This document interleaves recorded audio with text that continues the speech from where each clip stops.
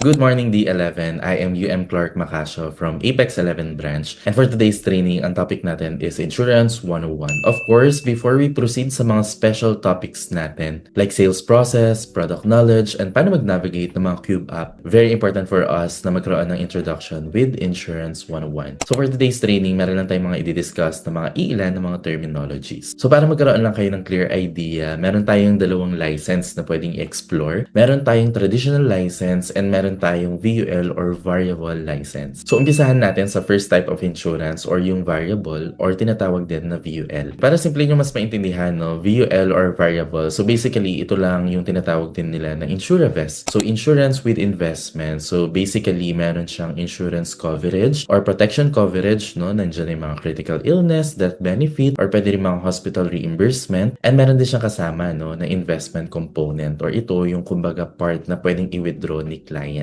So especially ngayon, no, mas marami na rin ang mga proactive na mga clients natin and Filipinos na gusto nila once na nag-start sila ng plan, nakakapagtabi na sila and at the same time, meron na rin protection coverage. So yung mga products ni FWD na mga VUL is mas i-discuss natin yan further sa mga susunod na topics. So sagutin natin itong tanong, saan napupunta ang monthly premium ni client? Syempre, no, pwede nyo ma-encounter ito during client meeting. Para mas maintindihan natin, itong word na premium is ito yung term na ginagamit natin for payment ng policy ni client. So may option si client na kung gusto niya ng monthly, quarterly, semi-annual, or annual.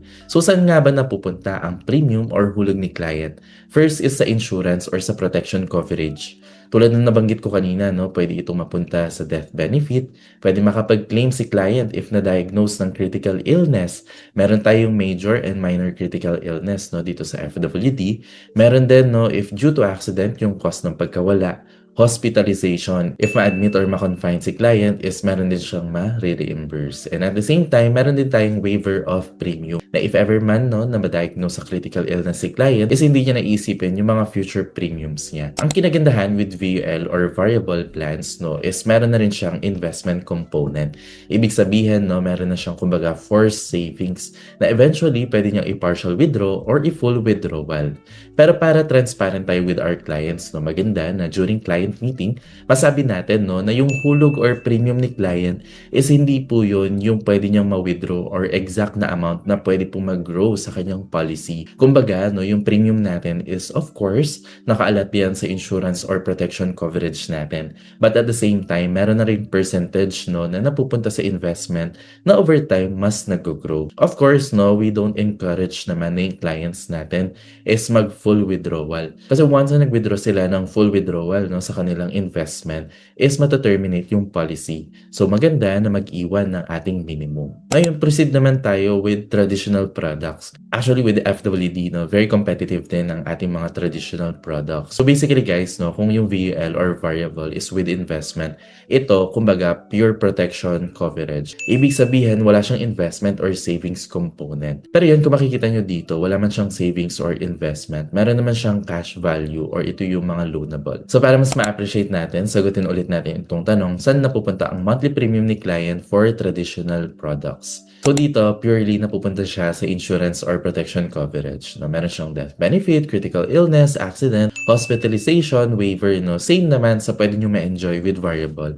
Marami rin kasi mga clients, no, na hindi talaga fan ng VUL or at the same time, priority lang talaga nila, no, na magkaroon ng insurance or protection coverage and gusto nila mag-invest, no, on different medium at hindi through insurance. So let's now proceed sa mga terminologies na of course ma-encounter nyo sa mga susunod nating training. Sa isang policy, no, merong dalawang key person na dapat natin ma-consider. First is the policy owner and next is policy insured. So very direct naman yan to. So policy owner is siya yung owner ng policy. So siya yung may full control sa lahat ng mga changes, no, and decisions sa policy. And next naman is yung policy insured. So basically, siya naman yung covered dun sa policy. So kumbaga, siya yung protected or kumbaga pinaka magbe-benefit sa mga coverages na nakalagay dun sa policy. May mga instances, no, na yung policy owner is siya din yung insured. Pero may mga cases din na iba yung owner and iba din yung insured sa isang policy. Si owner is yung parent and gusto niyang i-insure yung kanyang anak. So pwede rin yun, magkaiba yung policy insured and owner. Next naman is beneficiary. I believe believe very familiar naman tayo dito. So basically, ang beneficiary, ito yung tao no, na makakatanggap ng benefits or coverage if ever mawala sa picture ang ating policy insured. Next naman, ang sales process. Meron tayong separate training for this. Pero yun, ang sales process is ito yung sinusunod natin no, na kumbaga step by step na mga guide no, na pwede nating sundin from first contact with our leads or prospect hanggang ma-close natin yan. Maganda matutunan natin ito para at least meron tayong proper guide and flow kung paano ba natin kakausapin, paano ba tayo mag-set ng appointment, client meetings hanggang sa i-close na natin yung policy or application ni client. Last two is underwriting. Ito naman yung process of researching, evaluating, and quantifying a financial risk. Of course, meron tayong may encounter no, ng mga client na merong mga pwedeng medical condition or risk because as we all know, hindi naman lahat ng client natin is pwede talaga ma-approve. Mga cases talaga no, na pwedeng ma-decline ang kanilang application, especially if hindi na sila insurable. And lastly, itong rated clients. Basically, itong mga rated clients is ito yung mga type of clients natin na merong mga special cases. Pwedeng high risk sila no, in terms sa occupation or sa location kung saan sila nakatira, or pwede rin no, meron silang mga existing na health conditions. So for example, pwedeng siya ay isang pregnant or pwedeng meron na siyang history with diabetes or hypertension. Lahat yan kailangan nating i-declare. Of course, meron ditong effect no, sa approval or insurability ng ating mga clients. So basically, itong mga rated clients, medyo mas matataas lang than usual ang kanilang premium. There you have it guys, no? We are done discussing the Insurance 101. Hopefully marami tayong natutunan from this training, and if ever man na gusto niyo pa mas matuto about products and other trainings,